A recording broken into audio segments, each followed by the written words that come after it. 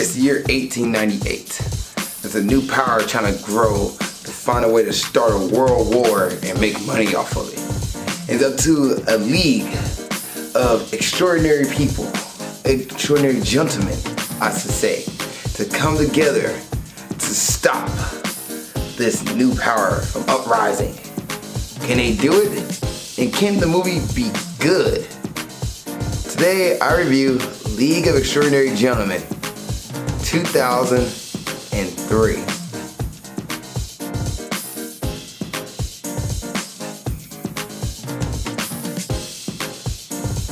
What's up, world? Welcome to another episode of Movie Breakdowns. I'm your host, Zakka, and what is Movie Breakdowns? A movie review series where we look at new and old movies, give them a grade, A through F, pluses and minuses do count. Sometimes I have a guest on, sometimes I don't. And today, I'm going to review The League of Extraordinary Gentlemen. Now, as a kid, this movie was one of my favorites to watch. That was so cool. You had all these characters like Tom Sawyer, the Invisible Man, Jekyll and Hyde, the Bride of Dracula, and Dorian Gray, who I didn't know anything about, but I knew he was a guy. If you see his poster, modern times, you see his picture on the wall or see his picture, he will become the picture, the painting, and he will die. He's immortal unless he sees his picture of himself. Okay. Oh, and it's Captain Nemo. As a kid, I thought it was so cool. I was like, this is such a cool movie. The effects is pretty cool. And then I watched it a few months ago. I won't say a few weeks. It was a few weeks or months ago. And then I was like, man, this movie did not age well. So this movie came out in 2003. Now, mind you, one of my favorite movies of all time came out in 2003, and that's Pirates of the Caribbean 1. And Pirates of the Caribbean 1 came out, I think, a little later that year. But X-Men 2 also came out in 2003, and it came out May 2003, and League of Extraordinary Gentlemen came out in July of 2003. X-Men 2 has one of my favorite movie scenes where Nightcrawler goes through the White House and kicking people's butt left and right. So tell me, why does that movie have better special effects? It's made by the same company, by the way. 20th Century Fox made X-Men 2, also made League of Extraordinary Gentlemen, and the CGI in this movie does not hold up in 2019. You're like, well, Ali, it's been a few years. Wrong. Well, Ali, it's been a few years and all this stuff. And like, you're wrong. You're wrong. The CGI should hold up. It's a good movie. The CGI should hold up. Spider-Man 1, CGI holds up. X-Men's CGI hold up. Pirates of the Caribbean, CGI holds up. 20th Century Fox is not a bad company. They have money. They can make it happen. But this movie does not make it happen. So, what's the storyline? The storyline, okay, so in the beginning, you get a bunch of Victorian age fictional characters. So you get your Dr. Jekyll, Mr. Hyde. You get Alan Quatermain, who is a hunter and adventurer. And you get Tom Sawyer, who's American, but he's in this movie. You get Dorian Gray, Bride of Dracula, Invisible Man. You get M, who is the head of, I think it's, I won't say M16, but M16 is not the name of the group. James Bond's boss, M, which he put in this movie. He put the guy who got everybody together, which I thought was kind of neat when I first looked up the backstory on it, because I want to make sure who all these characters are. I could never figure out who Sean Connery was when I was watching this as a kid, so I decided to do some research and figure out who he was. I was like, okay, pretty neat. Now, Captain Nemo's in this movie, so is Abraham, or Ismail, one or two, that helps out Moby Dick, the Moby Dick situation, getting the captain from Moby Dick. Captain Abe, and Ismail is Moby Dick's first man, or right-hand guy, I believe. You guys who know fiction and literature, probably yelling at your computer screen right now, I'm sorry. But Captain Ahab, and Ishmael's his right-hand man, I believe. Man, I've never read Moby Dick in forever. Man. Anyway, I'm digressing. So he's in this movie. A lot of cool characters in this movie. And actually the villain who got them all together, which is that plot you see in a lot of storylines where the villain gets the group together to find a way to kill them all off, but then the group becomes too powerful and they beat the villain, who is James Moriarty, who is the villain to Sherlock Holmes. He's the real bad guy. He's trying to find a way to profit off of a huge war. So he's trying to find a way to start World War I. And when it happens, he'll make money off of it. How he's going to do it? He's going to sell the Axis powers. He's going to sell them like the ingredient to become invisible, the ability to become like Dr. Jekyll, Mr. Hyde, like the split of become Mr. Hyde, that kind of character. By the way, Mr. Hyde in this movie is similar to that of the Hulk. He is the Bruce Banner Hulk of this movie. So they pretty much try to make a super soldier like the Hulk. You also have the blood of Dracula, so to make the vampire, make people turn to vampires, or they're gonna make. They got her blood for some weird reason. And what else in this movie?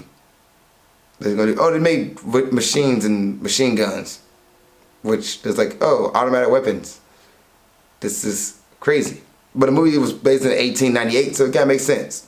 So the good guys got, like I said before, rise together to stop the bad guy, and they do. They all come together to stop it. The problem with this movie, the pacing is not that good in this movie. It's super rushed. Like, you get the group together, there's no like, we sold in. It's like, nope, we're all here. We're gonna go find one more person. I don't want to join you guys. I'm going to join you guys. I'm Tom Sawyer. I'm from America. Okay, Dorian Gray is now going to join the group because Tom Sawyer joined the group. What? And then, apparently Dorian Gray is a traitor, but he tried to put it on the Invisible Man, who disappears in this movie, by the way. He's in the movie with the team, then disappears and goes away. And everybody's like, where is he? Why did he leave? Apparently Dorian Gray got everybody's information, got everybody's like abilities and skins and blood and stuff like that to take to Moriarty, so Moriarty can use it to build his army. And then the Invisible Man pops back up like, I snuck out with Dorian Gray and I've been sitting here waiting for you guys to show up. When did that happen? Also, everybody in this movie had a huge crush, for lack of a better term, on the Bride of Dracula, which I think that was she was supposed to be Bride of Dracula, or if not, she's just a vampire. Pretty sure she's the Bride of Dracula. But anyway, she supposed to be like really attractive. The movie trying to show you that, she's really attractive. Because we're going to have Tom Sawyer try to talk to her. Dorian Gray has a thing for her. Dr. Jekyll and Mr. Hyde apparently has a thing for her for no apparent reason that doesn't get fleshed out at all. And yeah. So there's some subplots in this movie where like the characters try to deal with their inner demons and they try to elaborate on some of that. Like for example, Dr. Jekyll Dr. Jekyll goes, I don't want to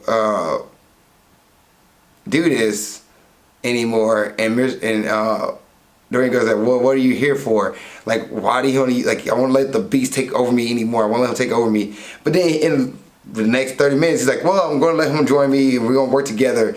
Why? Reasons. There's no conflict between Dr. Jekyll and Mr. Hyde in this movie to make you believe that they hate each other. You know, you read the storyline, you know that they don't get along, but in this movie, there's nothing that shows that. So you're somebody who never seen or never read the story or never heard these characters, and you see them like, well, they seem to be fine with me. What's going on here? Now, I would say the idea of this movie was pretty good. Like, it was the Avengers before the Avengers came around. Like, I like how they try to do it. 20th Century Fox try to make this movie and make this into a series, but it just didn't hit home. The pacing wasn't that good in this movie. I was okay with the actors and actresses. I liked them, but they didn't really have a chance to shine. Sean Connery, of course, this is his last live action movie. He's shined. He's the main character. Matter of fact, you look at the cover of this movie, which I have it right here.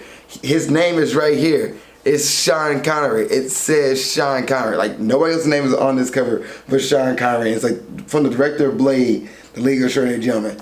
But Sean Connery is like, this is his movie and nobody else. Which, that's pretty much what it is. Like, Captain Nemo, pretty cool character in the movie, pretty cool design. But he doesn't really get fleshed out much. Like, what's his reason behind certain things? He just like, I'm here, I have the ship, I'm ready to go. How did they find him? I don't know. He showed up. Apparently he was going to be a pirate. He's like, I'm not a pirate.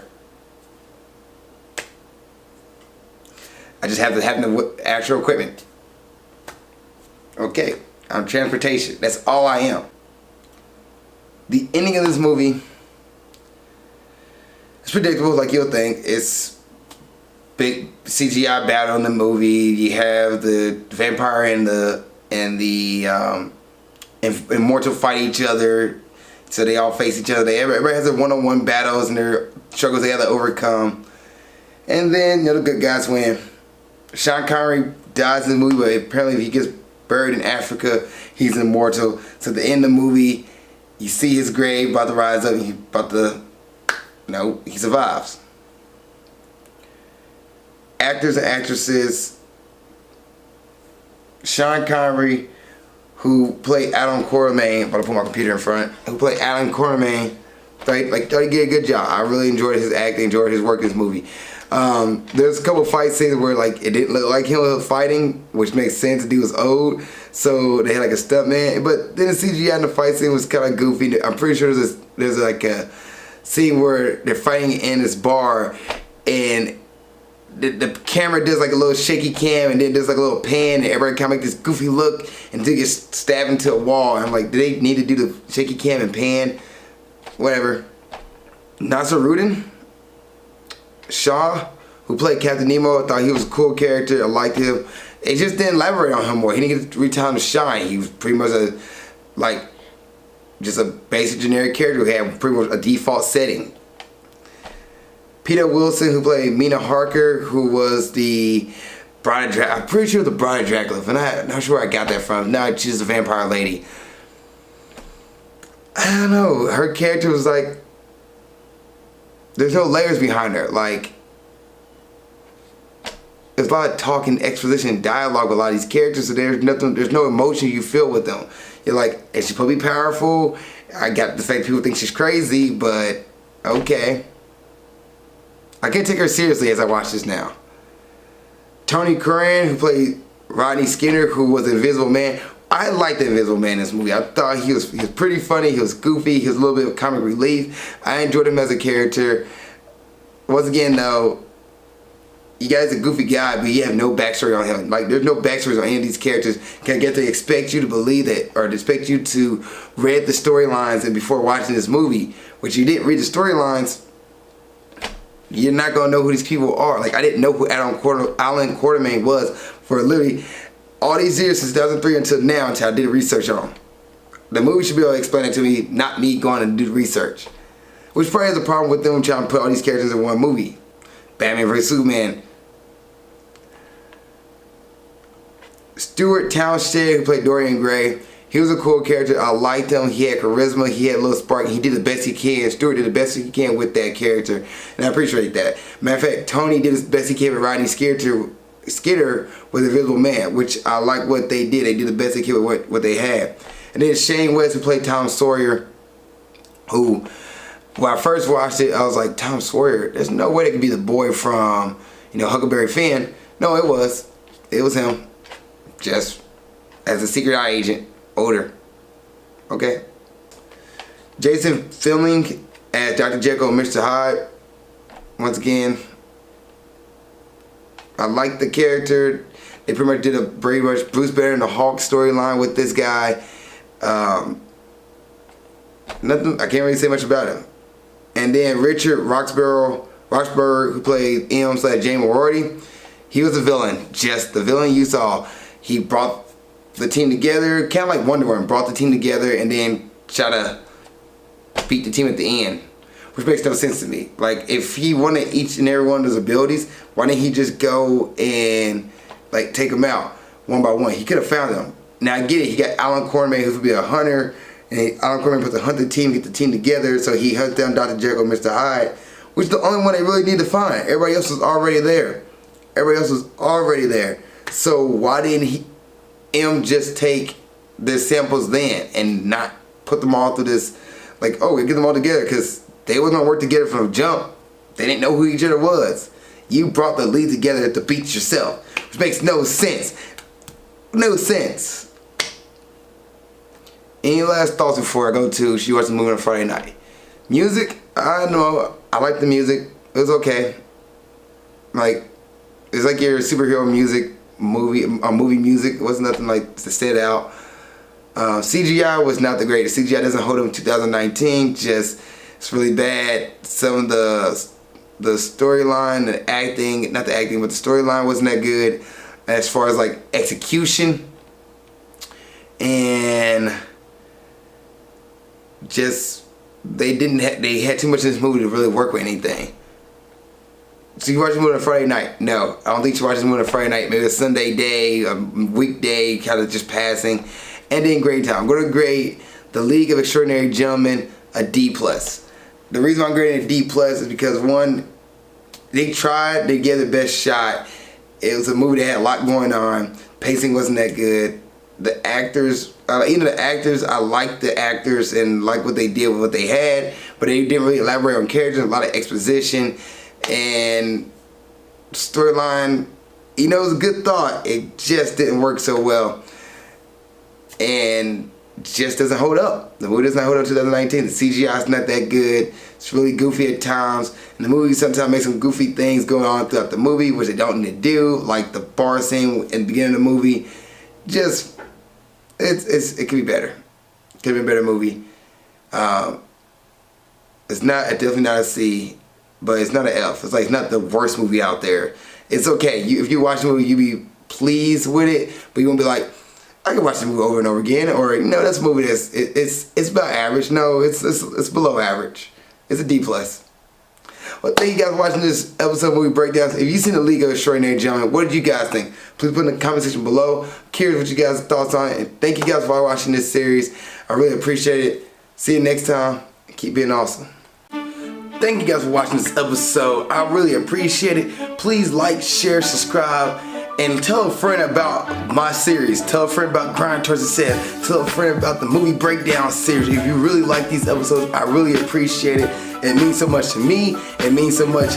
I can't tell you how much it means. Like, it's like, I'll be really grateful you just told a friend and share and subscribe to the series. And thank you guys for watching this. Also, if you want to follow my journey outside of YouTube or Facebook, you can go to my Instagram page, and you can follow me on my Instagram page at Ali_Zakka. It's right here. Put it right here in my face. That way you're like, where's his face at? Well, it's right behind the Instagram logo. Yeah, but you can follow me on my Instagram page. And also, if you want another episode of Grind Towards Success or Movie Breakdowns, you can watch the episode of Grind Towards Success right here. You can watch the last episode of Movie Breakdowns right there. Thank you guys for watching. I really appreciate it. See you guys next time. Keep being awesome.